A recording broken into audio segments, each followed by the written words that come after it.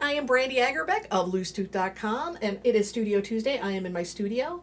I've got my pin board behind me, and now I've got its little beautiful brother, the Euroflip Neuland flip chart. This is so freaking elegant. This thing was like all folded up, super portable, and then bing! It's a pin board.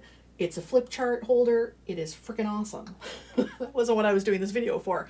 I wanted to give you a little bit of a sneak peek into one specific lesson in the beautiful bounty of lessons in my online course, Gold Star Graphic Facilitation, which is all about how to do your best work as that one person in the room drawing for that group of people, helping that group see their conversation take shape, or if it's a single presenter, help everyone see the shape of that person's presentation. All this beautiful work we do when we visually support groups with our live large scale imagery, all these different beautiful uses of visual tools.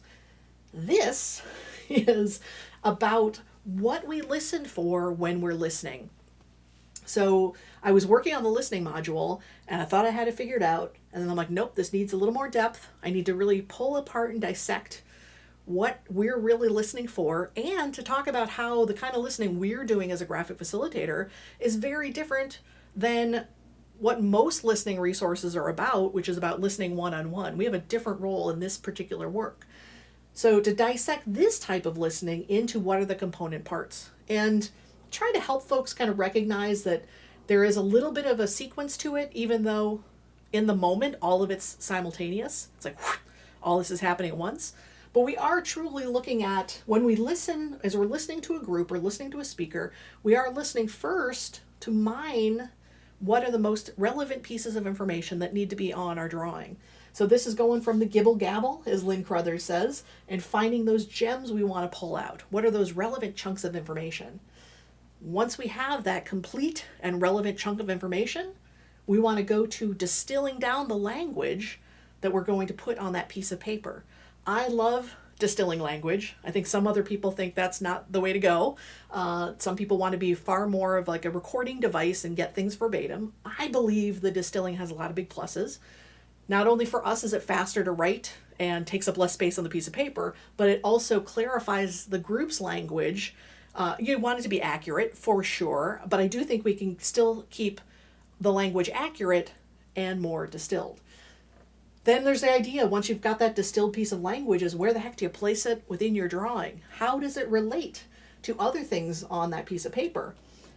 The next is relating. So how do you visually represent how one idea can relate to another idea? And then there is the act of drawing. And I said drawing instead of writing because I do think these are broader visual choices. Certainly can be about lettering, about penmanship. But even when you're only putting text on a piece of paper, and we talk about this in the course. I talk about this in the graphic facilitators guide, and this was one of my very first YouTube videos. In the Essential 8, text is the first one. Just plain old good old words. Even if you're drawing words and not iconography, not shapes, not arrows, you got a lot of visual decisions to make. What is the size? What's the thickness of the line? Is it uppercase or lowercase? What color is it? So all those beautiful ways we're making those drawing choices as we're listening. It's a lot. I think, those of us who choose to do this work, there's something about us that we love this challenge of all this information coming at us, and how do we process it and how do we get it up on that piece of paper. So that's a little bit of a sneak peek. I love this board.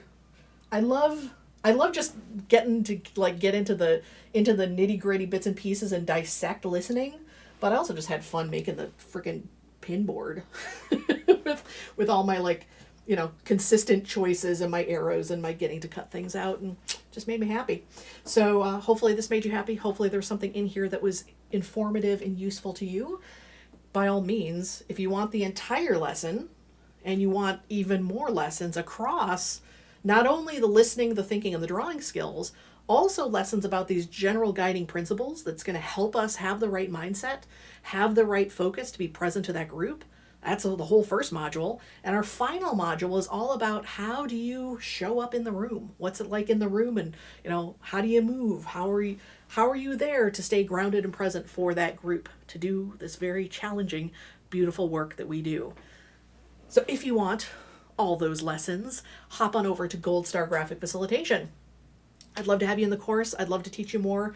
I would love to share in this beautiful, beautiful nerdery that we do when we are there as the one person in the room drawing for that group of people.